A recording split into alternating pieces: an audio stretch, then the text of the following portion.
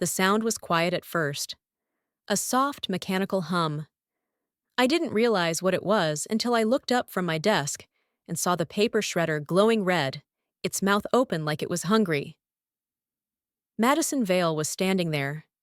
She was new, too new to be confident, too confident to be harmless.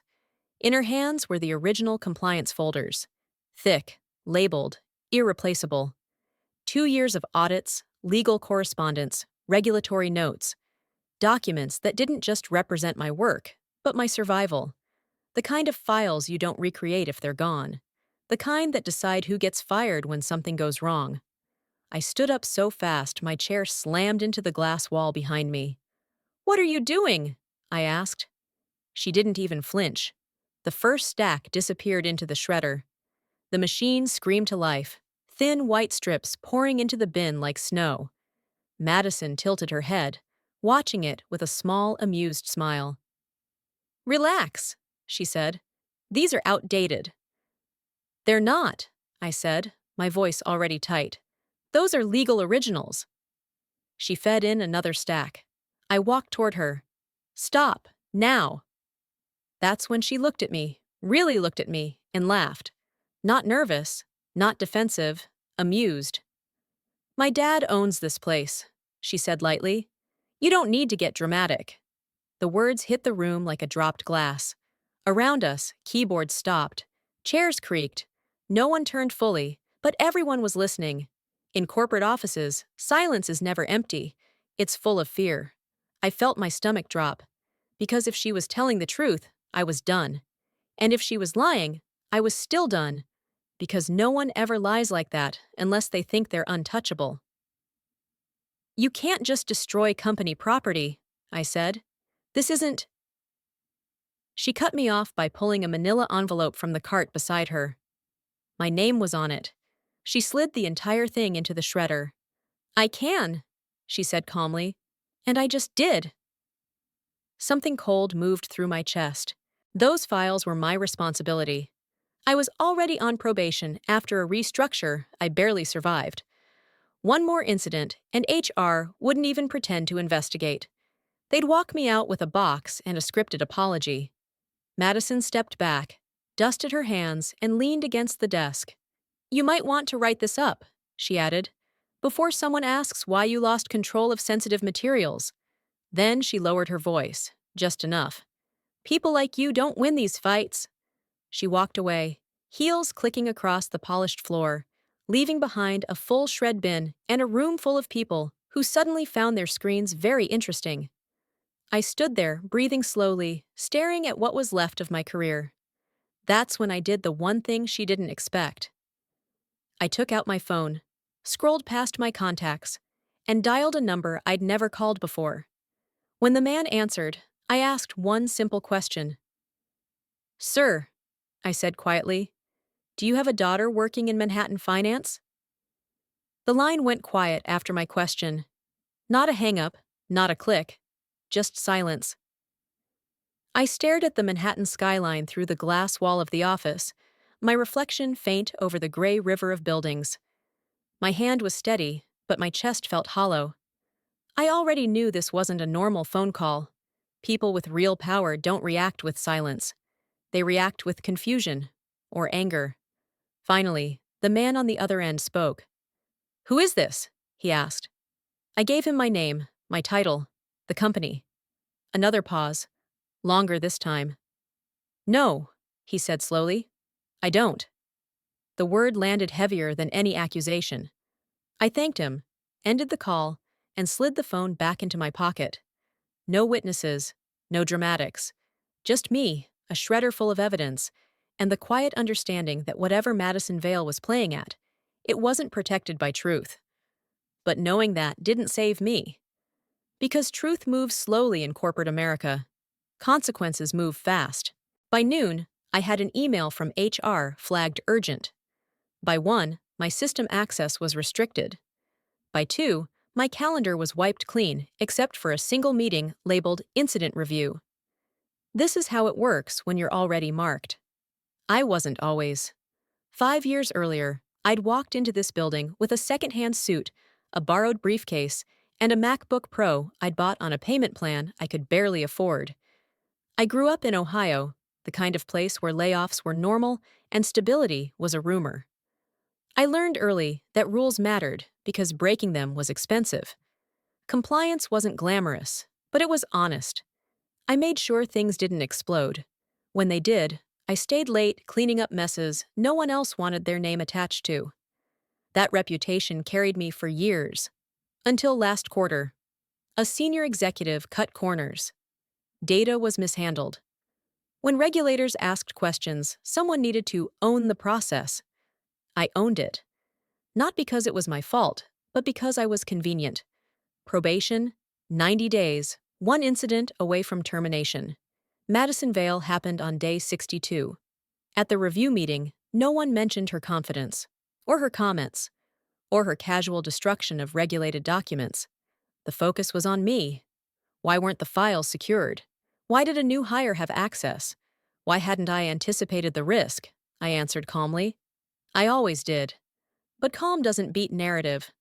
Across the table, Madison sat with her legs crossed, scrolling on her iPhone, not once looking concerned. When the HR director asked if she had anything to add, Madison smiled. I was following guidance, she said. I was told these materials weren't necessary. No names, no sources, just implication. I looked around the room and realized something then. Not one person was willing to say what they'd seen. Not one was willing to challenge the idea that I was expendable, because I was. As the meeting ended, HR asked me to remain behind.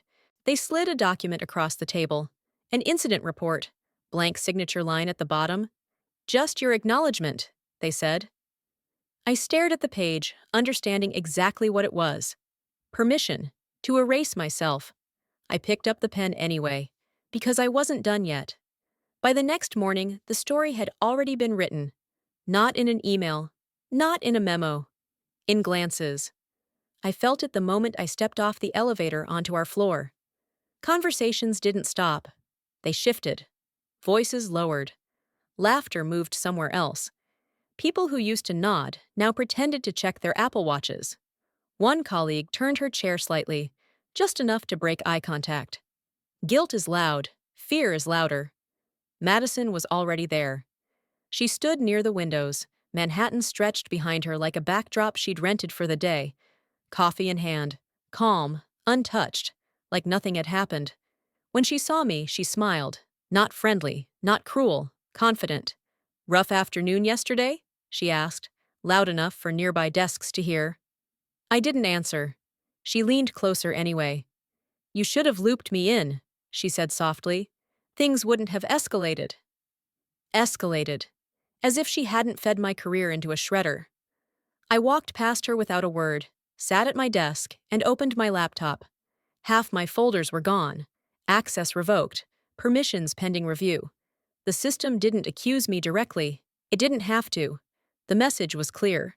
You're already halfway out. At 10 sharp, a calendar invite popped up from legal. Clarification meeting. Mandatory. No agenda. Madison was already in the room when I arrived, legs crossed, Montblanc pen resting between her fingers like a prop. Claire Whitman from legal sat at the far end of the table, unreadable. HR dialed in remotely. The meeting lasted 12 minutes. 12 minutes of carefully phrased questions that all pointed one direction. Why hadn't I restricted access sooner? Why hadn't I documented file retention exceptions? Why was I the only one responsible for materials no longer available? When Madison spoke, it was brief and polished. I was instructed that these files were non-essential, she said. I assumed protocol had already been followed. Assumed, no accusation, no defense. Just enough distance to let gravity do the rest. I looked at Claire. For a moment, I thought she might say something. She didn't. Her eyes flicked to the screen, then back to her notes. The meeting ended with no resolution. That was worse, because unresolved issues don't disappear. They ferment. By lunch, the rumor mill had turned. I caught fragments in the break room. Compliance issue. Sensitive materials. He was already on thin ice. I heard legal's involved. No one mentioned Madison.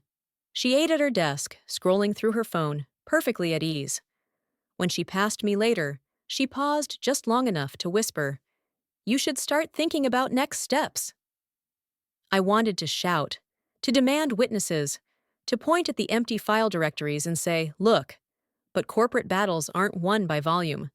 They're won by timing. That afternoon, I received the follow-up email. Subject: temporary administrative leave, pending review. Effective immediately. I stared at the screen, feeling something shift. Not panic, not anger. Clarity. Because Madison Vale wasn't just reckless. She was practiced. And people like that don't start with one victim. They start with the ones no one will defend.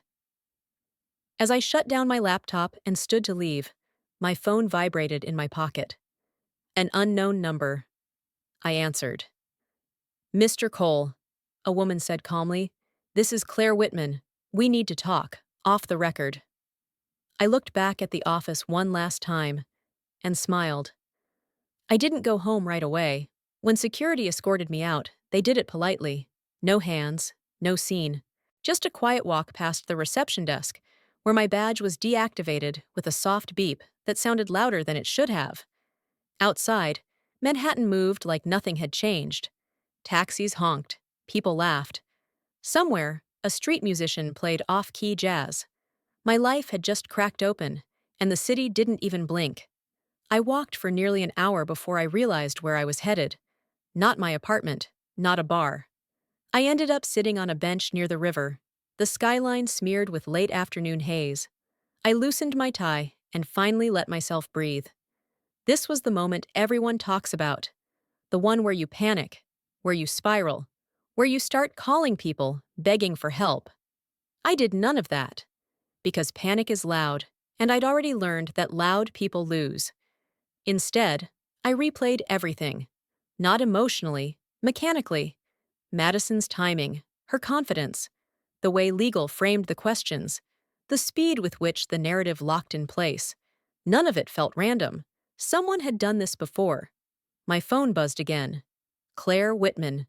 We met an hour later in a quiet cafe tucked between office towers, the kind of place executives used for conversations they didn't want overheard. She didn't order anything, neither did I. "You're being positioned," she said simply. "I know," I replied. She nodded, as if confirming a hypothesis. Madison Vale is not who she claims to be. That was the first real crack of light all day. Claire didn't offer sympathy. She offered facts. She told me Madison's onboarding file had anomalies, references that checked out too clean, gaps in employment that were explained but never documented, red flags that had been overridden by pressure from above, or what looked like pressure. "But here's the problem," Claire continued. "Suspicion isn't evidence, and right now, evidence points at you." I leaned back, staring at the ceiling. "So what happens next?" She met my eyes. "Officially? You wait. Unofficially? You prepare." "Prepare for what?" She slid a folded piece of paper across the table. A timeline. Dates. 2 other companies. 2 similar incidents. Data mishandled. Someone else blamed. Madison leaving shortly after. My heart started to pound. "Why didn't anyone connect this before?" I asked. "Because in both cases," Claire said carefully, "the person who took the fall signed the report." I thought of the document HR had pushed in front of me, the pen in my hand, the blank signature line. I folded the paper and slipped it into my jacket. That night, I finally went home. My apartment felt smaller than usual, like it was waiting for bad news. I sat on the edge of the bed, staring at nothing, the weight of it all finally settling in. I could still lose. Even with this information, the machine was bigger than me. Madison had confidence, charm, and just enough perceived power to bend rooms in her favor. I was a compliance guy on leave, one bad decision away from being erased quietly. But as I lay back and closed my eyes, one thought kept circling. Madison didn't make mistakes. She made patterns, and patterns always leave something behind. I reached for my phone, not to call for help, but to start digging. The next morning, I woke up before my alarm. That never happened. My apartment was silent except for the low hum of the city outside, the kind of sound you stop noticing until your life slows down enough to hear it again. I sat at the small kitchen table with my laptop open, coffee untouched, staring at the timeline Claire had given me. 2 companies, 2 incidents, 2 men who signed their own exits, and one name that never appeared in the final reports. Madison Vale. I didn't start by searching her. That would have been obvious. Tracked, logged. I started with the companies instead, digging through archived press releases, LinkedIn histories, anything publicly visible. It was slow, tedious work, the kind I was trained for but rarely had time to do properly. Patterns don't announce themselves. They whisper. At the first company, Madison had been hired as a junior analyst, left 8 months later after a departmental restructure. The second company used different language, strategic realignment, but the timing matched. Data incident, internal review, one person blamed, Madison gone. I pulled up LinkedIn and scrolled. She had a gift for proximity. She never led projects, never signed off on decisions. She hovered just close enough to critical processes to touch them, then stepped back before the blast radius expanded. That wasn't arrogance, that was design. By mid-morning, my phone buzzed. An email notification from an address I didn't recognize. Subject, Leonard Vale. It was from a small accounting firm in Pennsylvania. No greeting, just a forwarded message thread.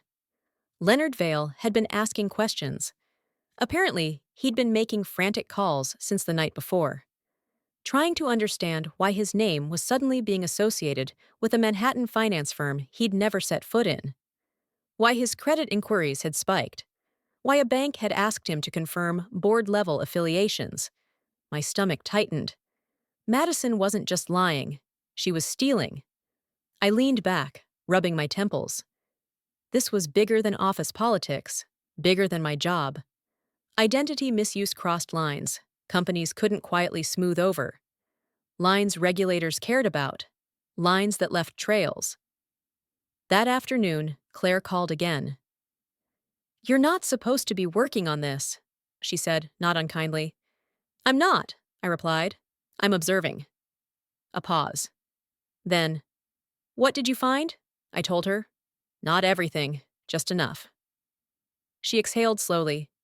"That aligns with what I'm seeing internally." "Then why hasn't anyone stopped her?"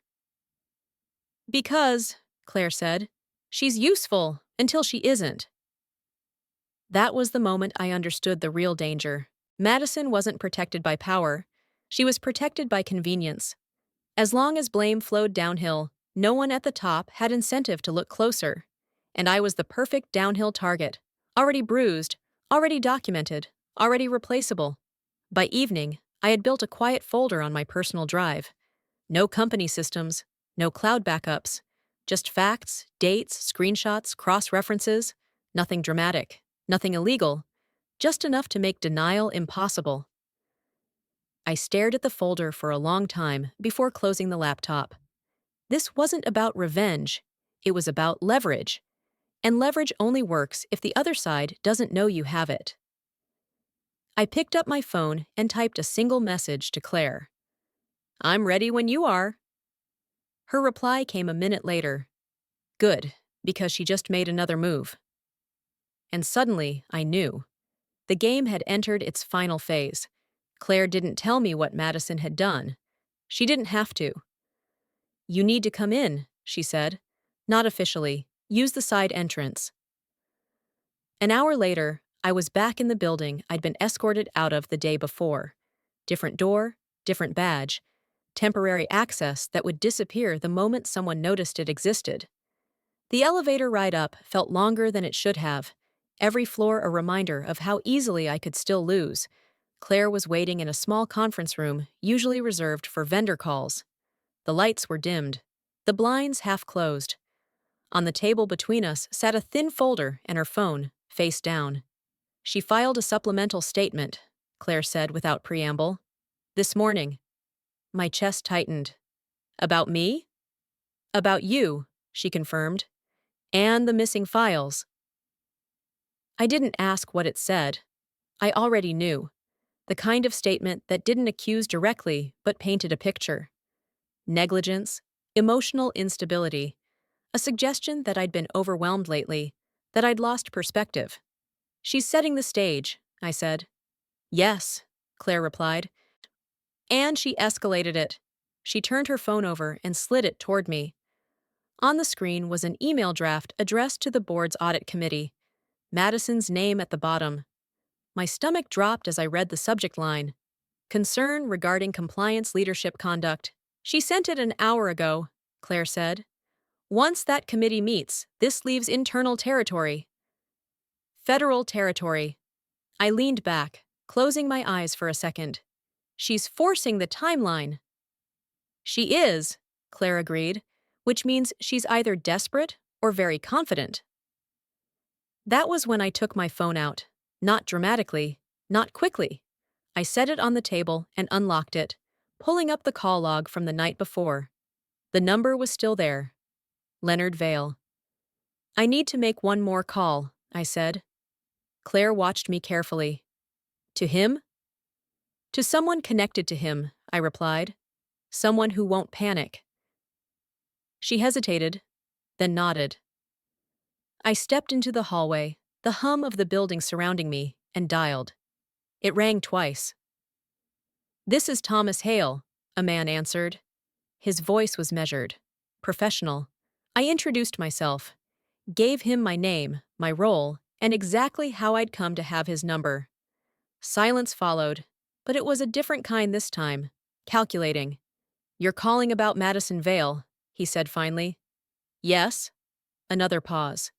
Then, she is not authorized to use her father's name for any business representation. I know, I said, but she has. Extensively. I heard him exhale slowly. What do you want? Nothing, I replied. Yet, I want you to be aware, because in the next 24 hours, this becomes very public, and when it does, people will start asking how long you knew. The line went quiet again. When he spoke, his voice was colder. Send me everything. I returned to the conference room and handed Claire my phone. She made her move, I said. Now the board isn't the biggest problem she has. Claire looked at the screen, then at me. For the record, she said, this doesn't guarantee you win. I nodded. I know. But as I sat there, watching the city shift from afternoon to evening through the glass, one thing was clear. Madison Vale had overplayed her hand, and the call she never should have forced me to make was already echoing far beyond this building.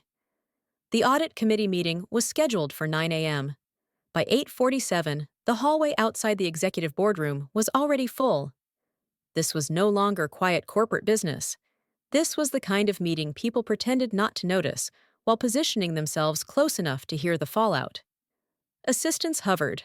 Legal staff whispered. Someone from IT lingered near the wall, pretending to check emails. Madison Vale arrived last. She looked composed, dressed in a tailored blazer that screamed confidence, her posture relaxed, as if she were walking into a presentation she'd already won. When she saw me standing near the glass wall, her smile tightened. Just slightly. You're persistent, she said under her breath as she passed. I'll give you that. I didn't respond, because for the first time since this began, I wasn't the one under pressure. Inside the boardroom, the air felt different, heavier. Screens were already on. A folder sat at each seat. Not the thin incident summaries I'd seen before, but thick binders, documentation, timelines, appendices. Madison noticed them too. Her confidence faltered for half a second. Not enough for anyone else to see. Enough for me. The committee chair cleared his throat. We'll begin. Claire Whitman spoke first. Calm, precise. She walked them through the original incident, then paused. At this point, she said, we expanded the scope of review. She clicked the remote. The screen changed. A timeline appeared. 2 companies, 2 data incidents, 2 employees terminated. Names redacted. Except one. Madison Vale. A murmur rippled through the room. Madison straightened in her chair. I don't see how prior employment is relevant. It becomes relevant, Claire interrupted evenly, when the same pattern repeats. She advanced the slide again. Credit inquiries, email headers, metadata, a clear trail showing Madison's use of her father's name to imply authority she did not possess. Then came the final document. An affidavit. From Leonard Vale. Madison's breath caught. This is ridiculous, she said sharply. My father is being manipulated. The door opened. Every head turned. Leonard Vale stepped inside, flanked by a man in a dark suit I recognized immediately from the call logs. Thomas Hale. Madison stood up so fast her chair scraped loudly against the floor. Dad, she said, her voice suddenly thin. Leonard didn't look at her. He addressed the room. I've confirmed under oath that I have no ownership, board role, or authority within this company. Any claims made otherwise were done without my consent. Silence fell like a weight. Madison looked around, searching for someone, anyone, to rescue her. No one moved. This is a misunderstanding, she said too quickly. I was protecting the company. The committee chair folded his hands. By destroying regulated documents? Madison's mouth opened, closed. Claire spoke again. At this point, this matter exceeds internal discipline. The word federal wasn't said. It didn't need to be. Security appeared at the door. Madison's badge was placed gently on the table in front of her. Ms. Vale, the chair said, you are terminated effective immediately. She looked at me then. Not angry, terrified. As security escorted her out, the room exhaled. The chair turned to me. Mr. Cole, he said, please remain. For the first time in days, my hands stopped shaking, because the story had finally changed. And this time, I wasn't the villain. After Madison was escorted out, no one spoke for several seconds. The boardroom felt different now, lighter but raw, like a storm had passed and left debris behind. Papers were stacked neatly again, screens dimmed, coffee cups sat untouched, forgotten during the unraveling. The committee chair finally cleared his throat. Mr. Cole, he said, gesturing toward the chair Madison had just vacated, please sit. I did. My legs felt steady, but my chest didn't. Not yet. What followed wasn't applause or praise. Corporate victories never are. What followed was something quieter, more powerful, acknowledgement. We owe you an apology, the chair said. This process moved too quickly, assumptions were made. Around the table, heads nodded. Some avoided my eyes. Others met them briefly, uncomfortable but honest. Claire spoke next. We've restored Mr. Cole's access effective immediately. His administrative leave is terminated as of now. A simple sentence, but it felt like oxygen. And the files? I asked. Recovered, she replied. Your redundant archive saved them. The originals are gone, but the integrity is intact.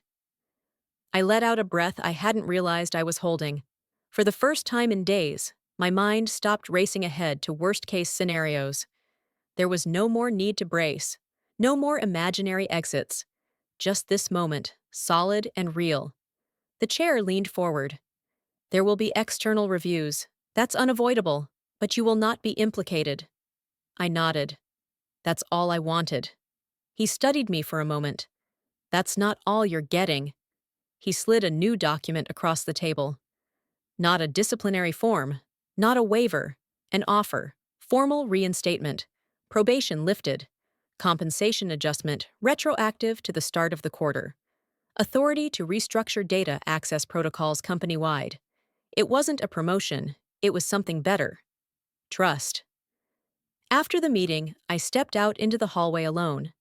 The same hallway where, less than 24 hours earlier, I'd felt like a ghost. Now people looked up when I passed.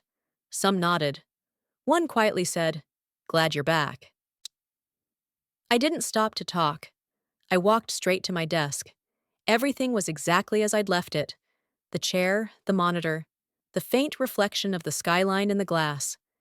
I logged in. My folders reappeared one by one, like pieces of myself returning. An email notification popped up. From H. R. Subject. Status update short. Clinical, final. Madison Vale's employment had been terminated for cause. Her actions referred for further review. I closed the message. Not because I didn't care, but because I didn't need to watch her fall to feel whole again. That evening, I left the office later than usual. The sun was setting, throwing long shadows across the floor. I paused by the windows, looking out at the city. For days, I'd been carrying anger like armor. Now it slid off. What remained wasn't triumph, it was calm, and the quiet certainty that I hadn't just survived the storm. I'd changed its direction. The change didn't happen all at once. That's the part people don't talk about. There was no standing ovation when I walked into the office the next morning. No sudden warmth. No dramatic reversal. Just a subtle shift in gravity, like the building itself had decided where it stood. My calendar was full again. Real meetings. Decision-making meetings. The kind where outcomes mattered. Claire stopped by my desk mid-morning, placing a slim folder beside my keyboard without saying a word. Inside was a list of names, temporary assignments, contractors, analysts who would now report directly to me. "They're yours," she said quietly. "Build it the way it should have been built." That was how it started. I didn't come back swinging. I didn't need to. Authority returned naturally when people realized it was real. Access levels were revised. Documentation protocols tightened. Every process Madison had exploited was redesigned. Not loudly, not publicly, but permanently. By Friday, I was invited into a room I hadn't stepped into before. Executive floor, smaller table, no glass walls. The conversation was direct. "You're not just fixing damage," one of them said. "You're preventing future liability." They offered me something concrete. A revised role with autonomy written into the contract. A compensation adjustment that acknowledged what it had cost me to hold the line. Resources I'd requested years earlier and been told were not in scope. I accepted without negotiating, not because I lacked leverage, but because I finally didn't need to prove anything. Word about Madison traveled fast and then stopped. Her name vanished from internal channels. Her LinkedIn profile went dark. People moved on the way corporations always do, efficient and unsentimental. One afternoon, as I packed up to leave, I noticed the shredder had been replaced. New model, locked access, camera overhead. I smiled to myself, not because it felt like justice, but because it felt like closure.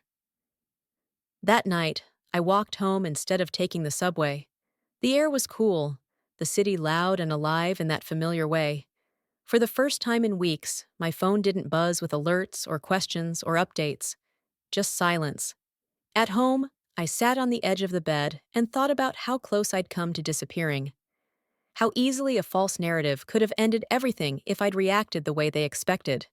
Angry, desperate, loud. Madison had gambled on intimidation.